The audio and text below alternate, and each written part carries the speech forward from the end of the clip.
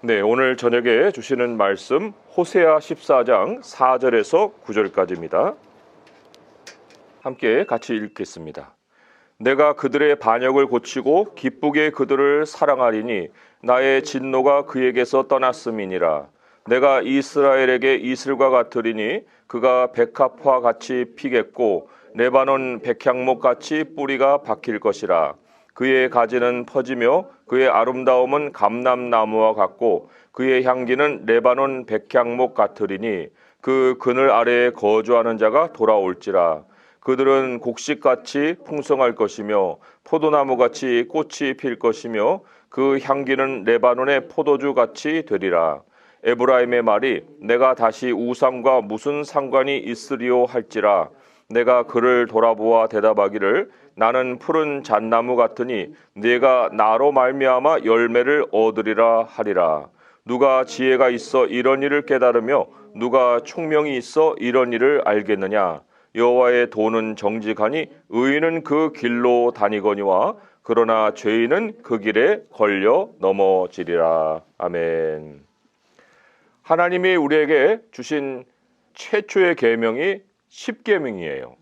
그 10계명 가운데서도 1계명이 매우 중요한 계명이에요. 출애굽기 20장 3절에 10계명이 나오죠. 너는 나 외에는 다른 신들을 내게 두지 말라. 이게 10계명의 첫 계명입니다. 그리고 연결된 것도 1계명하고 내용이 이어지는 거예요. 너는 나 외에 다른 신들을 내게 두지 말라 했고 2계명은 너를 위하여 새긴 우상을 만들지 말라 그랬어요. 그리고 그냥 만들지 말는 것이 아니고 절하지 말고 섬기지 말라. 종교를 만들어내지 말라라고 경고하신 거예요. 왜 하나님은 자기 백성을 애굽에서 이끌어내신 후에 이 계명을 첫 계명으로 주셨을까요? 하나님이 우리에게 늘 말씀하시잖아요. 나의 계명을 지키라. 나의 계명을 지키라. 그런데 우리가 계명의 내용이 너무 많아요. 하나님, 뭘 어디서부터 어떻게 지켜야 돼요? 라고 이제 하소연을 한다고 할 때 하나님께서 우리에게 주실 대답은 그 모든 계명들의 근본 뿌리는 1계명에 있어. 그 1계명을 가장 잘 지켜라. 라고 대답을 해 주실 겁니다. 예수님께서 크고 첫째 되는 계명으로 알려주신 것이 있죠. 마태복음 22장에 37절부터 38절 말씀. 여기에는 조금은 다른 표현으로 1계명을 말씀하셨어요. 구약에는 너는 나 외에는 다른 신들을 내게 두지 말라 했는데 마태복음 22장 37절 38절을 한번 같이 읽어보겠습니다. 네, 시작. 예수께서 이르시되 네 마음을 다하고 목숨을 다하고 뜻을 다하여 주 너의 하나님을 사랑하라 하셨으니 이것이 크고 첫째 되는 계명이요. 사랑, 여러 번 말씀드렸죠. 이게 하나님이 사용하시는 우선순위의 표현이라고요. 그러니까 너의 하나님을 우선에 둬라.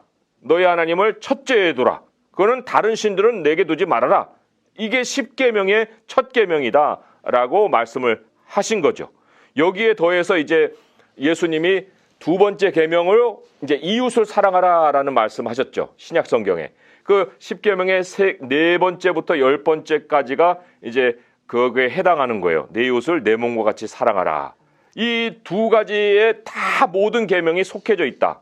마가복음, 마태복음 다음 책이 마가복음이거든요. 12장, 마가복음 12장 29절부터 31절 거기에는 더 잘 나타나 있어요. 10계명 전체가 두 개의 계명으로 요약이 돼 있단 말이에요. 마가복음 12장 29절에서 31절 읽어보겠습니다. 시작. 예수께서 대답하시되 첫째는 이것이니 이스라엘아 들으라. 주 곧 우리 하나님은 유일한 주시라.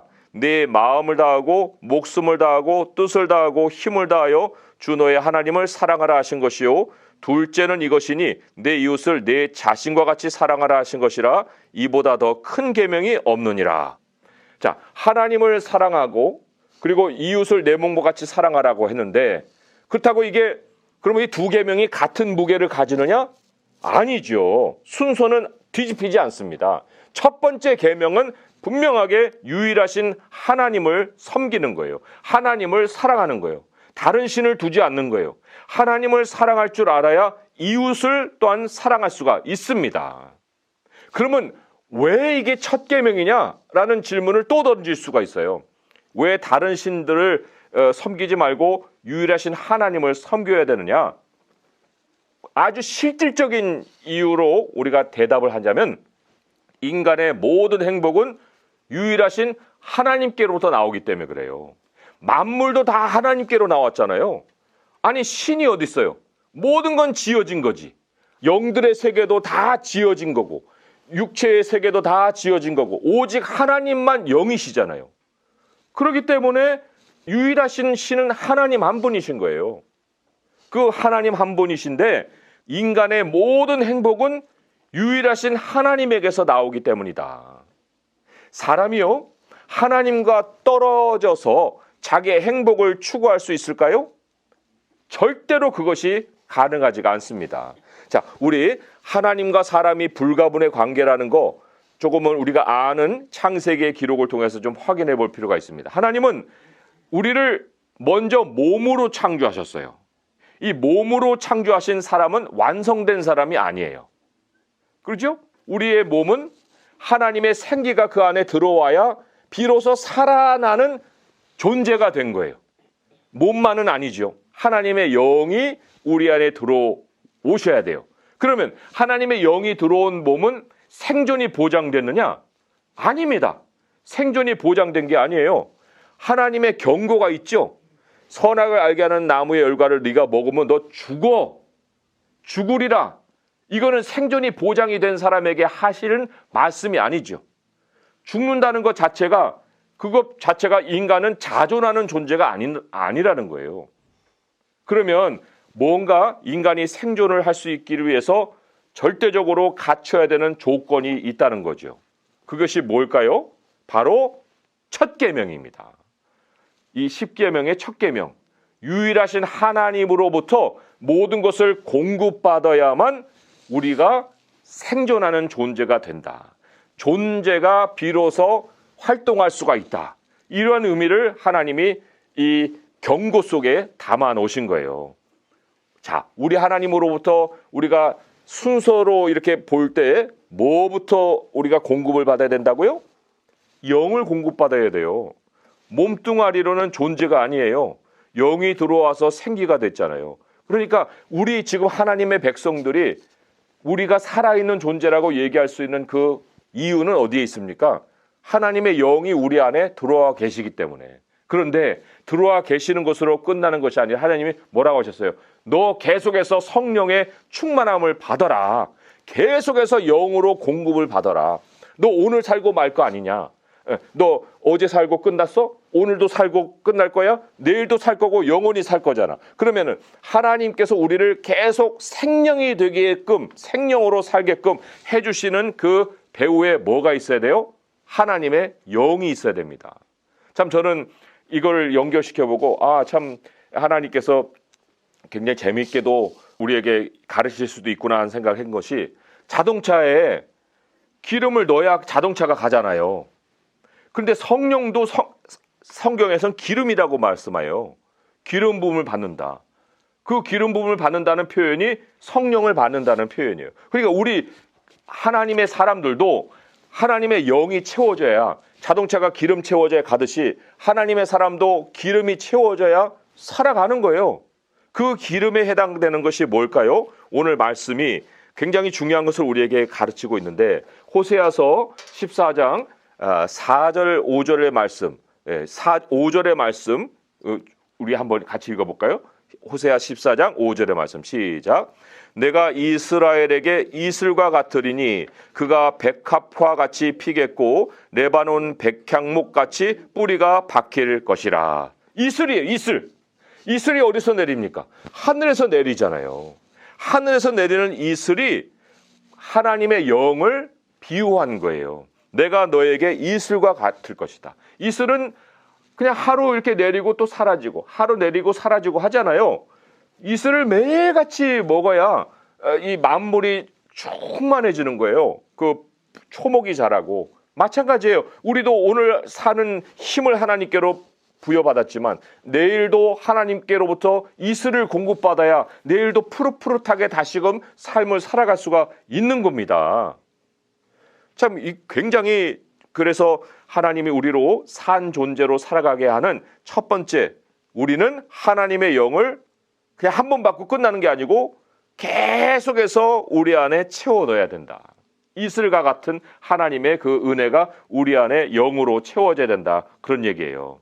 자, 그렇게 될 때에 여기 백합화가 피겠고 레바논 백향목같이 뿌리가 박히고 그러지요? 아담이 몸뚱아리만 있을 때는 아무 기능들 못했는데 그 생명이 들어가니까 아담이 막 지혜가 나오고 또 동물들의 이름을 막 다 지어주고 만물을 다스릴 수 있는 그런 존재로 하나님이 그 왕의 존재로 이 땅에 사명을 맡기시고 이런 일들이 벌어지지 않습니까? 자, 이게 하나님께서 이제 우리를 지으신 하나님 경륜의 순서인데 근데 사람들이 오해하는 것이 있고 하나님의 백성도 오해할 때가 많은 것이 환경이 먼저 회복이 되면 내가 좀 잘 살 것 같은 이런 착각을 하게 돼요. 그래서 환경을 통해서 내가 좀 나아지기를 바라는 이런 어떤 순서가 잘못된 소원을 가질 수 있거든요. 아니에요. 아담의 경우를 한번 볼 때요. 아담이 타락하니까 환경도 완전 다 이 황무지가 돼버렸죠. 아담이 회복이 돼야만 환경도 회복이 되는 거예요. 아담이 타락하면 환경도 타락을 하는 거고. 그러면 지금 내가 회복이 되기를 바라는 그 환경이 왜 그 모양이 됐느냐? 그 원인은 환경에 있는 것이 아니고 내가 하나님과의 관계 속에서 이 어그러진 것이 있기 때문이거든요. 그러면 환경을 잘 회복을 해서 나를 잘 살게 만든다? 이게 얼마나 엉뚱한 순서입니까? 하나님은 우리가 거듭날 때에도 거듭남으로 인해서 우리의 만물이 소생되게끔 또한 그런 순서를 밟으신다는 거예요. 그러면 하나님이 우리에게 매일같이 이슬을 내려주셔서 우리가 생명이 되면 그 생명으로 인해서 무슨 변화가 있을까요? 당연히 환경의 변화가 있죠. 자, 7절의 말씀 한번 보겠습니다. 7절 말씀 읽어볼게요. 시작. 그 그늘 아래에 거주하는 자가 돌아올지라 그들은 곡식같이 풍성할 것이며 포도나무같이 꽃이 필 것이며 그 향기는 레바논의 포도주같이 되리라. 여기에 그가 있고 그들이 있죠. 이게 확연한 차이죠. 그 그늘이랄 때 그는 바로 우리예요. 나 자신. 그 앞에 6절에 나오는 것처럼 가지가 퍼지고 또 아름다움이 감람나무 같고 향기가 백향목 같고 예, 이런 막 어떤 내 자신의 변화가 일어났어요. 근데 그 그늘 아래로 돌아오는 것들이 있어요. 거주하는 것들이 있다고 그랬는데 이 거주하는 자야 뭐 여러 가지로 비유로 우리가 이 의미를 새겨볼 수가 있어요. 그 돌아온 사람들이 환경이 되는 거예요. 그래서 그들은 곡식같이, 그들은 포도나무같이, 그들은 향기를 내는 것 같이. 하나님이 이슬을 내려주는 그 이스라엘이 회복이 되니까 이 이스라엘 안에 채워지는 것들이 온갖 종류로 다양하게 환경을 회복시켜 주는구나. 좀 구체적으로 보게 되면은 곡식같이 풍성하다, 양식을 주시죠. 또 포도나무같이 꽃이 핀다. 이거 열매예요. 꽃 피고 열매 맺잖아요. 그리고는 향기까지.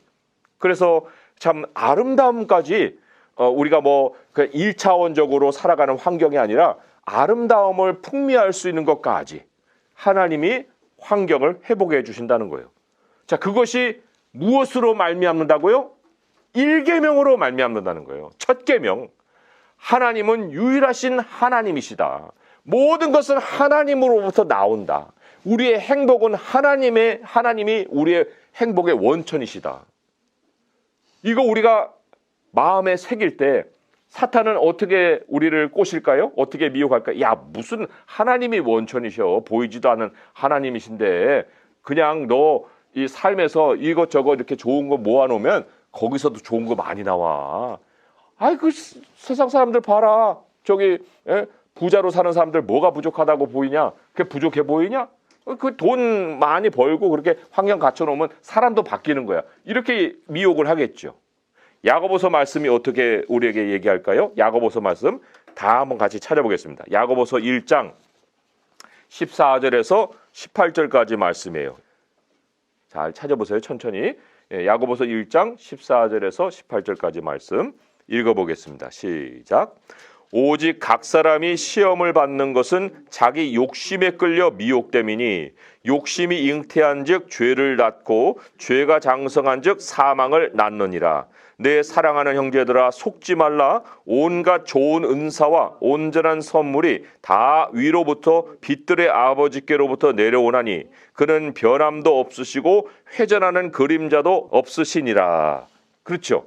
여기에 사람들이 이 욕심을 욕심이라고 생각 안 하고 자기에게 바라는 거, 자기의 소원, 자기의 꿈, 이런 용어로다가 좀 포장을 하죠.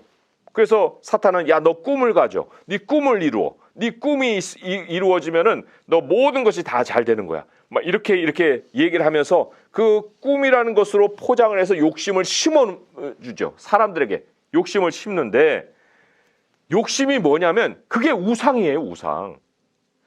스스로 정말 하나님의 부르심도 하나님의 그 뜻도 분별이 안 되는 것을 내 마음속에 집어넣어놓고 그것을 이루겠다고 그걸 바라고 그게 종교와 같이 하진 않지만 그걸 쫓아가는 거 이게 우상이거든요. 골로새서 3장 5절의 말씀에 그래서 확실하게 말씀이 그것이 우상이다라고 가르치고 계세요. 제가 읽어드릴게요. 골로새 3장 5절의 말씀.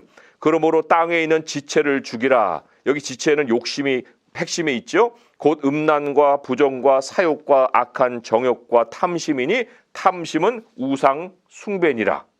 우상 숭배니라. 그러면 어떻게 해야 됩니까? 우리가 어떻게 꿈도 없이 그러면 살아야 됩니까? 우리가 하나님께 항변을 하겠죠.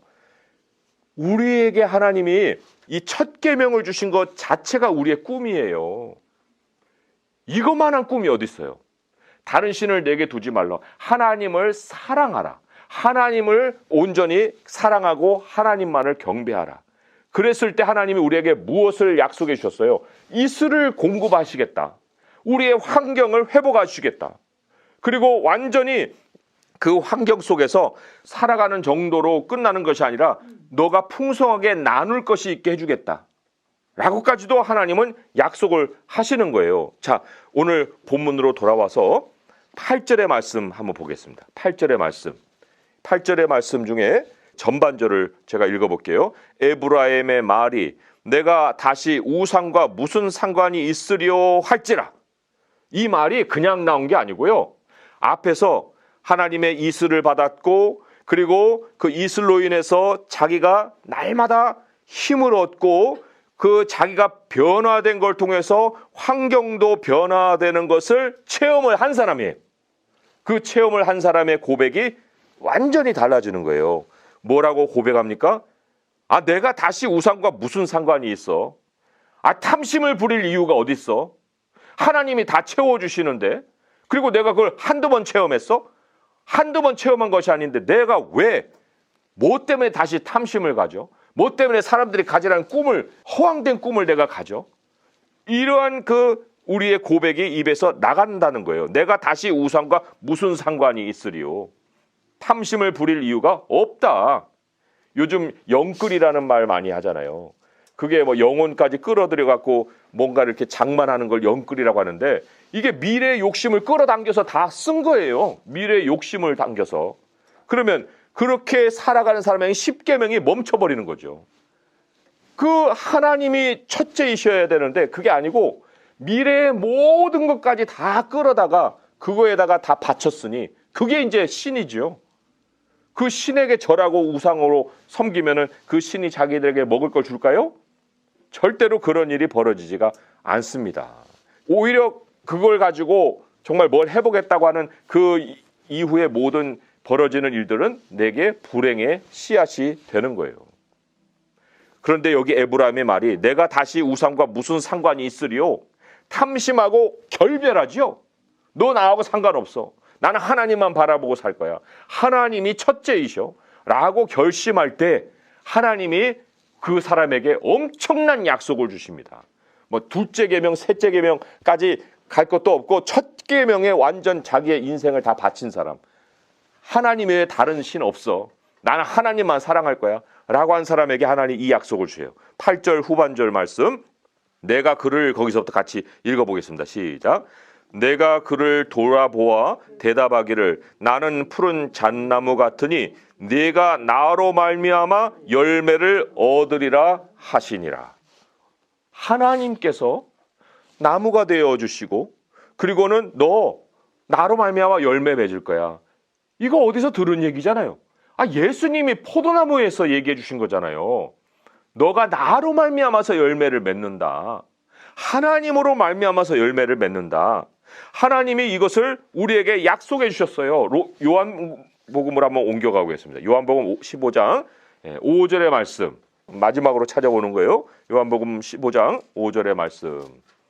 매우 중요한 말씀이죠. 요한복음 15장 5절 말씀. 호세아 말씀하고 똑같은 말씀이에요. 예수님이 이렇게 가르치셨죠. 15장 5절입니다. 시작. 나는 포도나무요 너희는 가지라. 그가 내 안에 내가 그 안에 거하면 사람이 열매를 많이 맺나니 나를 떠나서는 너희가 아무것도 할 수 없음이라. 아무것도 할 수 없다. 너가 내 안에 머물러라. 내가 너에게 이슬이 되어줄게. 내가 너에게 환경을 바꿔줄게. 그리고 너는 나로 말미암아서 풍성한 열매를 맺을 거야. 라고 약속을 해주시죠. 자, 이게 사람을 지으신 창조자가 가르쳐주신 사람 사는 법이에요. 아니, 설계한 사람이 제일 잘 알지. 만들어진 게 뭐 자기 몸속에 뭐가 있는지 어떻게 알아요? 우리가 한번 내 내장을 본 적이나 있어요? 못 봤잖아요. 안 봤잖아요. 볼 수도 없잖아요. 하나님은 다 그걸 설계를 하셨고 내 몸뚱아리만 아니라 나의 삶의 모든 처음부터 끝까지의 이 과정을 하나님은 다 꿰뚫고 계시거든요. 그 하나님이 우리에게 야 이렇게 살면 돼. 이렇게 살면 더 열매를 맺거든. 라고 가르쳐 주셨잖아요. 그 가르침대로 살면 되는데 이거를 가르쳐 주어도 매우 소수만이 그 가르침대로 산다는 거예요. 얼마나 이게 불행스러운 일입니까? 자동차 고치는 그 얘기 어떤 분들이 비유를 잘 사용하던데 자동차가 고장이 나갖고 어떤 사람이 그 자동차를 잘 고쳐줬어요. 어떻게 이렇게 자동차를 잘 고치세요? 제가 이 자동차 만들었어요. 포드란 사람의 그 예화잖아요. 하나님이 우리를 만드셨기 때문에 뭐가 고장났고 뭐가 다 아셔요. 그런데 이렇게 살라고 말씀하시잖아요. 그렇다고 할 때 그럼 모든 사람이 그렇게 사는 것이 가장 바른 태도인데 오늘 말씀 9절 우리가 한번 읽고 이제 말씀을 메모리할 텐데 한번 읽어보겠습니다. 9절 시작. 누가 지혜가 있어 이런 일을 깨달으며 누가 총명이 있어 이런 일을 알겠느냐. 여호와의 도는 정직하니 의인은 그 길로 다니거니와 그러나 죄인은 그 길에 걸려 넘어지리라. 누가 지혜가 있어 이런 이치를 깨닫겠느냐. 이 질문이 가지는 암시는 별로 없다예요. 별로 없다. 너무도 소수다. 여호와의 도라는 것은 하나님의 길이지요. 하나님의 길이라는 건 결국 사람이 살아갈 수 있게끔 만들어 놓으신 길이에요. 뭐 하나님이 뭐 특별하게 길을 만드실 이유가 있어요? 하나님께는 모든 것이 다 선하고 아름답고 뭐 거기에는 특별히 뭐 구별된 길이 있을 필요가 없죠. 그렇지만 인간에게는 죄가 있기 때문에 하나님이 그 죄 가운데서도 내가 이 길을 보여주니까 이 길로 가면 돼 라고 말씀을 해주신 건데 그런데 누가 그것을 깨달았으며 누가 총명이 있어 이런 일을 알겠느냐. 하지만 그 소수의 사람이라도 깨닫고 이해하고 그 길을 걸어가면 이 길은 정직하다가 있기 때문에 고든 길이잖아요. 첩경이잖아요. 구불구불한 것이 없습니다. 인생이 뭐 사기당할 일도 많고 사고당할 일도 얼마나 많아요. 그런데 하나님의 길에는 정직하다. 거기에는 우리가 걱정하는 염려되는 일이 없다. 느린 것 같은데 그런데 그 안에는 또 하나님이 부도 준비해 놓으셨다고요. 근데 여기 아주 미스테리한 말씀이 있어요. 뭐냐면 그러나 죄인은 그 길에 걸려 넘어진다. 이 그 길에라는 건 그 길 안에, 그 길 안에 같이 걸어가고 있어요. 아니 어떻게 죄인이 그 길에 걸어가? 그러면 죄인이라도 그 길을 걸어가면 성공해야 되는 거 아니에요? 이렇게 우리가 생각해 볼 수 있는 미스테리한 말씀이에요. 그러나 죄인은 그 길 안에서 걸어가는데 넘어진다. 이게 무슨 얘기일까요? 이게 바로 모양만 그리스도인으로 갖추고 살고 있는 사람들이에요. 가라지죠. 가라지가 교회 안에 있다고 성도입니까? 아니에요. 모양만으로는 아무런 혜택을 입을 수가 없어요. 모양만으로는 아무런 열매를 맺을 수가 없어요. 그래서 하나님이 그들의 열매로 그들을 알리라고 그랬잖아요. 열매가 그 사람의 존재를 가르쳐 준다는 겁니다. 그게 진짜 사람인지 아니면 마귀에게 속한 마귀 자식인지를 가르쳐 준다는 거예요. 하나님이 설계자가 가르쳐 주신 이 설계도가 아주 짧은데, 그런데 여기 안에 핵심이 뭐냐면 첫 계명입니다. 하나님 외에 다른 신을 내게 두지 말아라.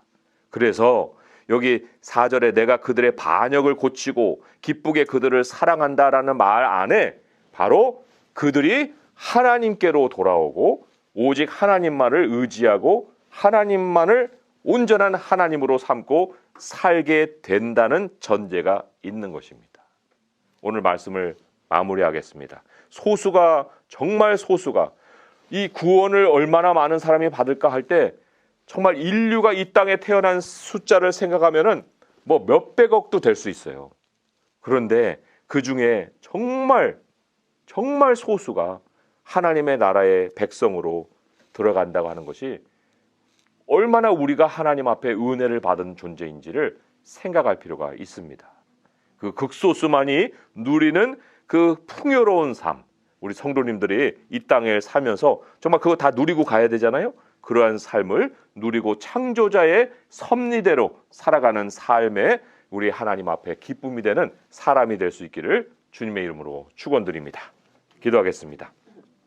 하나님 아버지, 우리는 주님의 영이 없으면 흙덩어리입니다.